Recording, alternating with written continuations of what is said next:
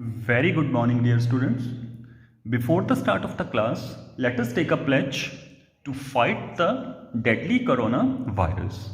I, Harpreet Singh, commit to be vigilant and bear in mind at all times the risk to myself and my colleagues from COVID-19. I promise to take all necessary precautions that prevent the spread of this deadly virus. I promise to follow and encourage others to follow the COVID-19 appropriate behavior.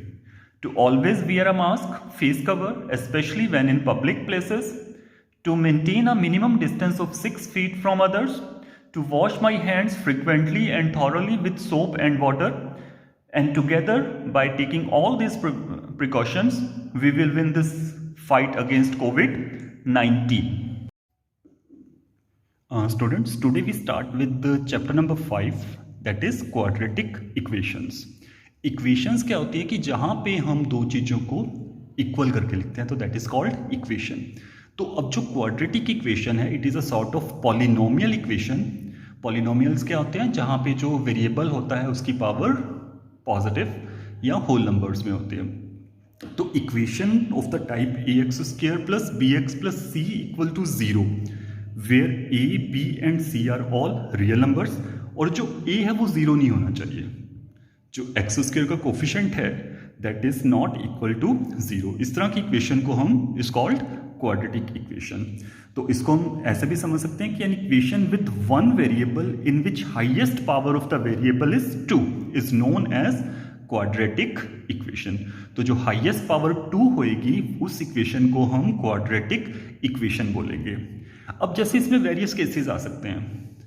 अगर हमारे पास ए B सी जैसे जो है हमारी equation है A x square plus B x plus C equal to 0, इसमें अगर सभी ए बी सी सभी नॉन जीरो हैं then that is called complete quadratic equation. For example 4x square minus 12x plus 9 equal to 0, X square minus 5x plus 6 equal to 0, X square plus 2x minus 1 equal to 0. These are all examples of complete quadratic equation. Sometimes it happens, कई बार क्या होता है कि ए तो non zero होना ही चाहिए तभी quadratic होएगी, क्योंकि अगर एक्स स्क्वायर ही प्रेजेंट नहीं है तो फिर वो क्वाड्रेटिक नहीं हो सकती, क्योंकि उसमें पावर 2 ही होनी चाहिए ना. 2 से बड़ी हो सकती है, 2 से कम वाली टर्म्स हो सकती हैं उसमें.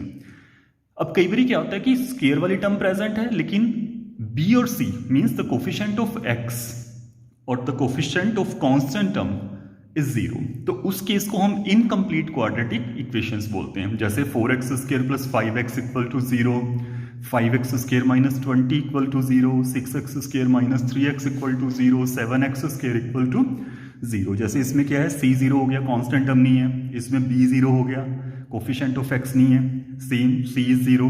अब इसमें b और c दोनों ही 0 हैं. तो these kind of equations are called incomplete quadratic equation. Further अगर जैसे सिर्फ एक्स स्क्वायर आए हमारे पास और कांस्टेंट टर्म हो या ना हो तो उस तरह की इक्वेशन को हम प्योर क्वाड्रेटिक इक्वेशंस बोलते हैं.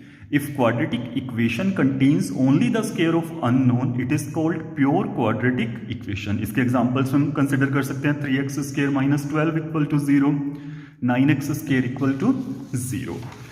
एंड अगर हमारे पास ये केस आता है कि अगर क्वाड्रेटिक इक्वेशन में सिर्फ हमारे पास term containing variable square and the term containing the linear term of variable, इस तरह की इक्वेशन को हम एडफेक्टेड इक्वेशन क्वाड्रेटिक इक्वेशंस बोलते हैं. ये हैं जैसे 7x square plus 4x plus 14, इसमें c नहीं है, 11x square minus 12x equal to 0. These are all adfected quadratic equation and it is a particular type of incomplete quadratic equation. अब हम स्टार्ट करेंगे एक्सरसाइज 5A. अब इसमें first question के जो वेरियस पार्ट्स हैं उसमें हमने चेक करना है कि whether the given equations are quadratic और नॉट. तो क्वाड्रेटिक इक्वेशन होंगी अगर ये इस टाइप की होंगी, if the equations are of this type, a x square plus B x plus C equal to 0 और ए नॉन जीरो होना चाहिए. अगर ए 0 होगा फिर वो क्वाड्रेटिक नहीं होगी. So if a is not equal to 0 means if the term containing x square is present only then it is a quadratic, और स्क्वायर से बड़ी कोई पावर नहीं होनी चाहिए. ठीक है. तो for this first part is 3x minus 1 whole square is equal to 5 into X plus 8. तो अब इस पे पहले हम आइडेंटिटी लगाएंगे, A square minus 2 A B plus B square, और right hand side bracket open करी, सिंप्लीफाई किया and after simplification we got the equation as 9x square minus 11x minus 39 equals to 0 which is of the type ax square plus bx plus c equal to 0. अब इसमें coefficient of x square कितना है 9. It means a is 9 and that is not equal to 0. So therefore given equation is a quadratic equation. And the second part you can solve.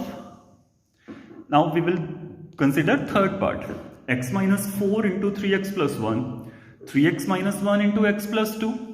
So here when we open the brackets and simplify, we will get 3x square plus x minus 12x minus 4 equals to 3x square plus 6x minus 2. And on simplification 3x square exist on both side, तो इसको हम cancel कर सकते हैं and remaining terms when we shift to left hand side it becomes minus 16x minus 2 and further we can take minus 2 common. If we take minus 2 common we get 8x plus 1 equal to 0. अब देखिए a 0 हो गया ना, तो हमें तो चाहिए होता है कि ax square plus bx plus c equal to 0 और a नॉट इक्वल टू 0. यहाँ पे a इक्वल टू 0 आ गया. So therefore given equation is not a quadratic equation and similarly you can attempt the other part. अब अगर जैसे question number second में हमने check करना है कि whether the given value of x is a solution of the quadratic equation is or not, तो हम इसमें क्या करेंगे कि just we will put the given value in the given equation.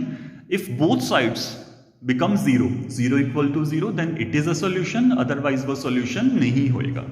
अगर हमने किसी भी वैल्यू को चेक करना है कि वो गिवन क्वाड्रेटिक का सॉल्यूशन है तो वो उसे सेटिस्फाई करेगी, तो उस गिवन वैल्यू को हम गिवन इक्वेशन में सब्स्टिट्यूट कर देंगे. अगर 0 इक्वल टू 0 आ गया तो सॉल्यूशन होगा, अगर लेफ्ट हैंड साइड में कोई नंबर आया इक्वल टू 0 वो फॉल्स होगा, तो वो सॉल्यूशन नहीं होगा. अब जैसे हम सेकंड क्वेश्चन के फर्स्ट पार्ट में हमने फाइंड करना है कि x equal to 5 2x square minus 2x minus 15 equal to 0 का सॉल्यूशन है या नहीं. तो उसके लिए हमने x इक्वल टू 5 पुट करा, सॉल्व करा तो 0 इक्वल टू 0 आया which is true. Then we can say x equal to 5 is a solution of the equation x square minus 2x minus 15 equals to 0. और सेकंड पार्ट में हमने check करना है x equal to minus 3 2x square minus 7x plus 9 का solution है या नहीं है.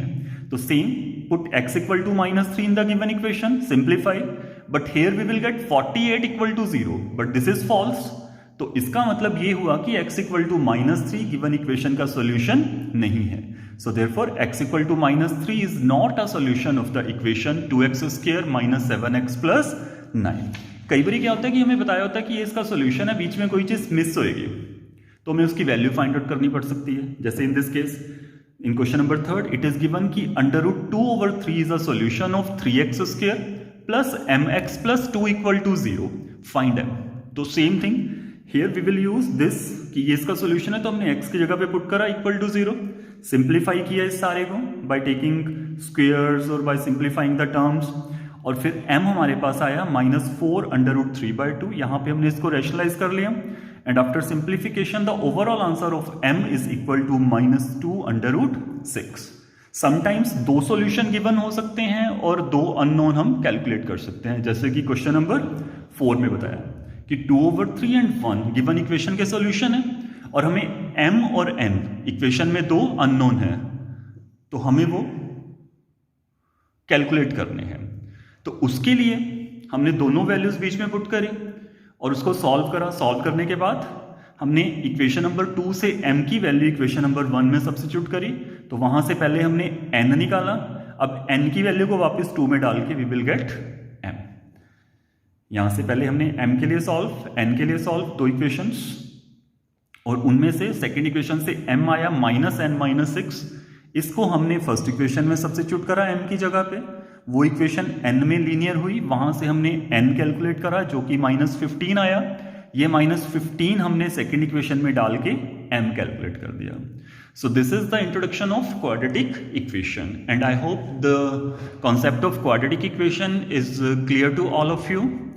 And in next AV we will learn how to find the solution and what is the meaning of solution of a quadratic equation. Till then, stay home and stay safe.